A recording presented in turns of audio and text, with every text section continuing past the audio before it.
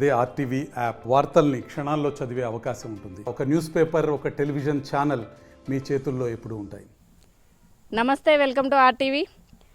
రాష్ట్ర ప్రభుత్వం ప్రవేశపెట్టినటువంటి ఓటాన్ అకౌంట్ గురించి, బడ్జెట్ గురించి పూర్తి వివరాలు, అసలు దేనికి ఎంత కేటాయించారు, దేనికి లాభం, అలానే దేనికి బడ్జెట్ వస్తుంది, డబ్బులు ఎలా వస్తాయి అసలు అనే దాని గురించి పూర్తి వివరాలు మనకు అందించడానికి ప్రస్తుతం మనతో రాజకీయ విశ్లేషకులు అలాగే ఆర్థిక విశ్లేషకులు సీనియర్ మోస్ట్ శేష్ గారు మనతో ఉన్నారు. నమస్తే సార్. నమస్కారం. చెప్పండి సార్, అంటే ఈ ఓటాన్ అకౌంట్ బడ్జెట్ అంటే ఏంటి, అసలు దీంట్లో ఇప్పుడు కేటాయించినటువంటి బడ్జెట్కి దేనికి ఎంత, అలానే దేని నుంచి డబ్బులు వస్తాయి, ప్రజలకి ఎలా దీనివల్ల ఉపయోగం? తెలంగాణ రాష్ట్రంలో కొత్త ప్రభుత్వం ఏర్పాటైన తర్వాత పెట్టినటువంటి మొట్టమొదటి బడ్జెట్. అయితే ఇది రెండో ఓటాన్ అకౌంట్ బడ్జెట్. తెలంగాణ రాష్ట్రం ఏర్పాటైన తర్వాత రెండో ఓటాన్ అకౌంట్ బడ్జెట్. 2019-20 సంవత్సరంలో కూడా లోక్సభ ఎన్నికలకు ముందు అప్పటి ముఖ్యమంత్రి చంద్రశేఖరరావు గారు స్వయంగా ఓటాన్ అకౌంట్ బడ్జెట్ ప్రవేశపెట్టారు. ఇప్పుడు కూడా లోక్సభ ఎన్నికలు రాబోతున్నాయి కాబట్టి కొత్త ప్రభుత్వము పూర్తి స్థాయి బడ్జెట్ పెట్టుకునే అవకాశం ఉన్నప్పటికీ కూడా వాళ్ళ అవసరాల కోసం, వాళ్ళ కన్వీనియంట్ కోసము మళ్ళీ రెండోసారి కూడా ఓటాన్ అకౌంట్ బడ్జెట్ ప్రవేశపెట్టడం జరిగింది. ఓటాన్ అకౌంట్ బడ్జెట్ అంటే తాత్కాలిక బడ్జెట్, 3 నెలలకు కేటాయింపులు ఉంటాయి కానీ 12 నెలలకు ప్రతిపాదనలు ఉంటాయి. అట్లేం లేదు కాబట్టి ఇది తర్వాత ఒకవేళ ఆర్థిక పరిస్థితులు అనుకూలించిన, రాష్ట్ర ఆదాయం పెరిగిన దా మేరకు బడ్జెట్ సవరణలు చేసుకొని మళ్ళీ కొత్తగా శాసనసభ అప్రూవల్ తీసుకునేటటువంటి అవకాశం ఉంటుంది. అయితే ఇప్పుడు కాంగ్రెస్ ప్రభుత్వం వచ్చిన తర్వాత పెట్టినటువంటి తొలి బడ్జెట్ కాబట్టి 2,75,000 కోట్ల రూపాయలతోటి బడ్జెట్ని ప్రవేశపెట్టారు. అయితే కాంగ్రెస్ ప్రభుత్వం చాలా తెలివిగా, వ్యూహాత్మకంగా బడ్జెట్ ప్రవేశపెట్టినట్లుగా మనకు కనపడుతుంది. ఎందుకు నేను ఈ మాట అంటున్నానంటే, గత బడ్జెట్ 2,90,000 కోట్ల రూపాయలు, అంటే ఇప్పుడు బడ్జెట్ 2,75,000 కోట్ల రూపాయలు, అంటే దరిదాపు 15,000 కోట్ల రూపాయల బడ్జెట్ తగ్గినట్లే కదా అనుకోవాలి కదా మనం. కాబట్టి బడ్జెట్ ప్రవేశపెట్టడానికి ముందు కాంగ్రెస్ పార్టీ చేసినటువంటి రాజకీయ వ్యూహం ఏంటి అని అంటే, కొత్త ప్రభుత్వం వచ్చిన తర్వాత తొలి శాసనసభ బడ్జెట్ సమావేశాల్లో ఏం చేశారంటే, ఈ బడ్జెట్లు ఏంటి, బడ్జెట్ల పైన గత ప్రభుత్వం ప్రవేశపెట్టినటువంటి 10 బడ్జెట్లలో కేటాయింపులు ఏంటి, ఖర్చులు ఏంటి అనేటటువంటి అంశం పైన ఒక శ్వేతపత్రం రిలీజ్ చేశారు. ఆ శ్వేతపత్రంలో ఏం చెప్పారంటే, బడ్జెట్లో కేటాయింపులకు, బడ్జెట్లో వాస్తవిక ఖర్చులకు చాలా అంతరం ఉంది. 20% తక్కువగా బడ్జెట్లలో బీఆర్ఎస్ ప్రభుత్వం ఖర్చు పెట్టిందని చెప్పారు. దాన్నే దీంట్లో బడ్జెట్లో రిఫ్లెక్ట్ చేశారు. రిఫ్లెక్ట్ చేసి ఏం చేశారంటే, బీఆర్ఎస్ ప్రభుత్వం గత బడ్జెట్లో 2,90,000 కోట్లు ఖర్చు పెడితే వాస్తవంగా ఖర్చు అయింది 2,24,000 కోట్ల రూపాయలు మాత్రమే. అంటే దరిదాపు 66,000 కోట్ల రూపాయలు తక్కువ బడ్జెట్ ఖర్చు పెట్టింది అని చెప్పే ప్రయత్నం చేశారు. అంటే 66,000 కోట్ల రూపాయలు తక్కువ ఖర్చు పెట్టింది అంటే 2,24,000 రూపాయల వాస్తవ బడ్జెట్, అంటే వీళ్ళు పెట్టింది 2,75,000 కోట్ల రూపాయల బడ్జెట్. అంటే ఎంత, దరిదాపు 51,000 కోట్ల రూపాయల బడ్జెట్ కాంగ్రెస్ పార్టీ అదనంగా పెట్టినట్లు లెక్కైంది. అంటే 2,90,000తో చూస్తే వీళ్ళు తక్కువ పెట్టింది 15,000 కోట్లు అనుకోవాలి, కానీ వాస్తవంగా ఖర్చు పెట్టిన దాంతో చూస్తే కాంగ్రెస్ పార్టీ బడ్జెట్ ప్రవేశపెట్టింది 51,000 కోట్లు అదనంగా అనుకోవాలి. కాబట్టి ఇది కొంచెం వ్యూహాత్మకంగా పెట్టినటువంటి బడ్జెట్గానే మనం చూడాలి. సరే, ఏది ఏమైనప్పటికీ కూడా ఇది సామాన్య ప్రజలకు అర్థమయ్యేటటువంటి అంశం కాదు. కానీ తెలియని వాళ్ళందరూ కూడా ఎలా అంటే, ప్రభుత్వం ఇంకొక 3 నెలల్లో దిగిపోయే ముందు, లేకపోతే ప్రభుత్వం టైం అయిపోయింది అనుకున్నప్పుడు పెట్టే చివరి బడ్జెట్ అనుకునేలాగా ఈ బడ్జెట్ను పెట్టే వరకు చాలామందికి అర్థం కాని వాళ్ళు కానివ్వండి, విమర్శలకు కానీ ఇది అంటే బడ్జెట్ ఏంటి, డబ్బులు లేక ఇలా పెట్టారా, లేకపోతే ప్రభుత్వం మారే అవకాశం ఉంది, ఏంటి ఇది బడ్జెట్ వెనక ఆంతరంగం అనేది అర్థం కావట్లేదు, దానికి మీరు వివరణ ఇవ్వగలరా? అట్లాంటిది ఏమీ ఉండదు. ప్రభుత్వము తన బడ్జెట్, మళ్ళీ ఇది కొత్త ప్రభుత్వం తొలి బడ్జెటే, వాళ్ళ ప్రయారిటీస్ మేరకు బడ్జెట్ పెట్టారు. బడ్జెట్లో అటు అభివృద్ధిని, ఇటు సంక్షేమాన్ని సమపాళల్లో చేసి ఉన్నంత మేరకు కాస్త మంచి బడ్జెట్ పెట్టాలనేటటువంటి ప్రయత్నం చేసినటువంటి మాట వాస్తవమే, దాన్ని ఆహ్వానించాల్సినటువంటి పరిణామమే. అయితే బడ్జెట్లో కీలకంగా వాళ్ళు బడ్జెట్ ప్రవేశపెడుతున్నప్పుడు ఆర్థిక మంత్రి బట్టి విక్రమార్క గారు చెప్పినటువంటి ప్రధానమైన విషయం ఏంటి అంటే, గత ప్రభుత్వాలు బడ్జెట్లో పెట్టిన మేరకు నిధులు ఖర్చు పెట్టలేదు, లక్షల కోట్ల రూపాయల బడ్జెట్ పెంచుకుంటూ పోయారు కానీ ఆ స్థాయిలో ఖర్చు పెట్టలేదు. మేము మాత్రం ఖచ్చితంగా దుబారాను తగ్గిస్తామని చెప్తున్నారు. దుబారాను ఎందుకు తగ్గిస్తామని చెప్తున్నారంటే, ఈ ప్రభుత్వం ఏర్పాటైన తర్వాత ఆర్థిక నిపుణులు ఇచ్చినటువంటి సలహా, రఘురామరాజన్ కానీ మాంటెక్ సింగ్ అహ్లూవాలియా కానీ చెప్పినటువంటి ప్రధానమైనటువంటి సలహా ఏంటంటే, దుబారాను తగ్గించుకోండి, అనవసరమైన ఖర్చులకు వెళ్ళకండి. అదే విషయాన్ని బట్టి తన బడ్జెట్ ప్రసంగంలో చెప్పినటువంటి విషయాన్ని మనం చూడాల్సినటువంటి అంశం ఉంది. అయితే కొంత ప్రయత్నం అయితే చేశారు. మేము బడ్జెట్లో ఎంత నిధులైతే పెడుతున్నామో దాన్ని పూర్తి స్థాయిలో ఖర్చు పెడతామని చెప్తున్నారు. కానీ వాస్తవంగా బడ్జెట్లలో పెట్టేటటువంటి కేటాయించినటువంటి నిధులను గత ప్రభుత్వం అయితే పూర్తి స్థాయిలో ఖర్చు పెట్టలేకపోయింది.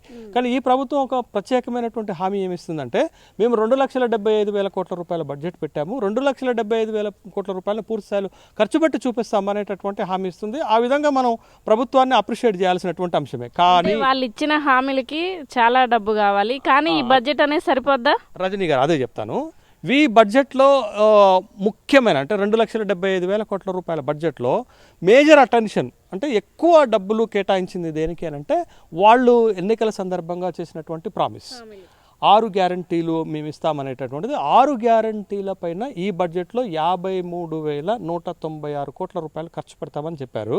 ఇది కొత్తగా బడ్జెట్లో వచ్చినటువంటి కేటాయింపు. గత బడ్జెట్లకు ఈ బడ్జెట్లకు తేడా చూస్తే ఒక 53,196 కోట్ల రూపాయలని ఈ 6 గ్యారంటీల అమలుకు మేము తీసుకొస్తామని చెప్పారు. అయితే ఇది మంచిగానే కనపడుతున్నప్పటికి కూడా యాక్చువల్గా కాంగ్రెస్ ఇచ్చినటువంటి 6 హామీలను పకడ్బందీగా పూర్తి స్థాయిలో అమలు చేయాలంటే 70,000 కోట్ల రూపాయలు ఖర్చు అవుతుంది. ఆ విధంగా చూస్తే కొంచెం తక్కువ పెట్టినప్పటికి కానీ ఈ 6 గ్యారంటీలను అమలు చేయడానికి ఈ దీంట్లో పెట్టినటువంటి ఈ డబ్బులను ఖర్చు పెట్టినా కాంగ్రెస్ పార్టీ ఇచ్చినటువంటి హామీని నిలబెట్టుకున్నట్లుగానే మనం భావించాల్సి ఉంటుంది. అయితే దీని తర్వాత ఇది 6 గ్యారెంటీల తర్వాత ఎక్కువ నిధులు కేటాయించినటువంటి రంగం ఏదైనా ఉందంటే గ్రామీణాభివృద్ధి పంచాయతీరాజ్ శాఖకు గతంలో 31,000 కోట్ల రూపాయలు కేటాయిస్తే ఈసారి 40,000 కోట్ల రూపాయలు కేటాయించారు. ఆ విధంగా కేటాయింపులు మంచిగానే మనకు కనపడుతున్నాయి. తర్వాత ఏ బడ్జెట్లోనైనా మనకి కీలకమైనటువంటి రంగాలు ముఖ్యంగా తెలంగాణకు వచ్చేసరికి ఉన్నటువంటిది ప్రతిపాదనలు ఏంటి అంటే విద్యారంగం. విద్యారంగం పైన గత బడ్జెట్లో 19,000 కోట్ల రూపాయలు కేటాయిస్తే ఈసారి 21,000 కోట్ల రూపాయలు కేటాయించారు.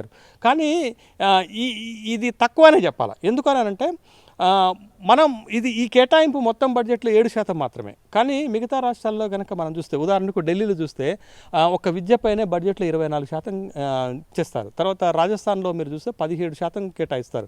అస్సాం లాంటి రాష్ట్రాల్లో చూస్తే 21% కేటాయిస్తారు.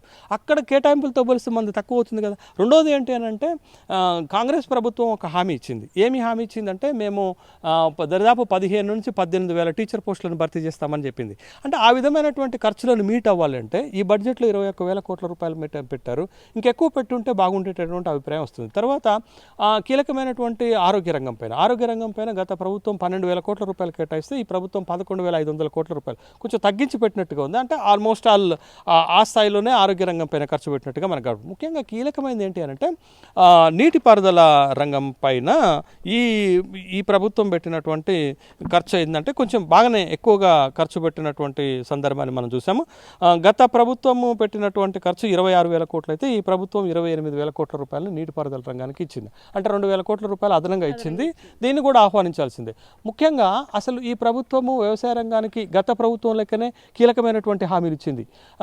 ఏమిచ్చింది? రుణమాఫీ చేస్తామన్నది, రైతు బంధు ఇచ్చేటటువంటి డబ్బుల్ని పెంచుతామని చెప్పింది, తర్వాత రైతు బీమా ఇస్తామని చెప్పింది, కౌలు రైతులకు కూడా బీమా ఇస్తామని చెప్పింది, వరికి 500 రూపాయల బోనస్ ఇస్తామని చెప్పింది, 2 లక్షల రూపాయల రుణమాఫీ చేస్తామని చెప్పింది, కీలకమైనటువంటి హామీలు మద్దతు ధరలు ఇస్తామని చెప్పింది. ఇన్ని హామీలు వ్యవసాయ రంగంలో ఇచ్చి ఈ బడ్జెట్ చూసేటట్టయితే బడ్జెట్లో నిధులు తక్కువ కేటాయించారు. గత బడ్జెట్లో 26,000 కోట్ల రూపాయలు కేటాయిస్తే ఈ బడ్జెట్కి వచ్చేసరికి 19,000 కోట్ల రూపాయలని కేటాయించారు. అంటే దాదాపు 7,000 కోట్ల రూపాయలు తగ్గించారని కనపడుతుంది. అయితే బహుశా గత ప్రభుత్వము ఈ 26,000 కోట్ల రూపాయల్లో 15,000 కోట్ల రూపాయలు రైతు బంధుకే వచ్చేది. ఆ రైతు బంధుది ఈసారి అక్కడి నుంచి ఇస్తారా అనేటటువంటి ఒక డౌట్ వస్తుంది. ఎక్కడి నుంచి అంటే 6 గ్యారంటీలలో డబ్బులు ఇక్కడ కేటాయిస్తే కనుక వ్యవసాయానికి ఇచ్చినటువంటి కేటాయింపులు బాగానే ఉంటాయి. కానీ వాస్తవంగా ఏంటి అంటే వాళ్ళు ఇచ్చినటువంటి లెక్క ప్రకారం అయితే వ్యవసాయ రంగానికి బడ్జెట్లో నిధులు 26,000 కోట్ల నుంచి 19,000 కోట్ల రూపాయలకు తగ్గినట్లుగా మనకి కనపడుతుంది. ఇట్లా కొన్ని విషయాల్లో స్పష్టత ఇవ్వలేకపోయారనేటటువంటి అంశం వస్తుంది. ఉదాహరణకు మీరు రైతు బంధుకి ఎన్ని డబ్బులు కేటాయిస్తారు? గత ప్రభుత్వం 15,075 కోట్లు కేటాయిస్తే ఈ ప్రభుత్వం ఎంత కేటాయిస్తారో స్పష్టంగా చెప్పలే. 6 గ్యారంటీల్లో చూసుకోమన్నట్టుగా మనకే వదిలేసినట్లుగా మనకి కనపడుతుంది. తర్వాత దళిత బంధుకి ఎంత కేటాయిస్తారో స్పష్టంగా చెప్పలేదు.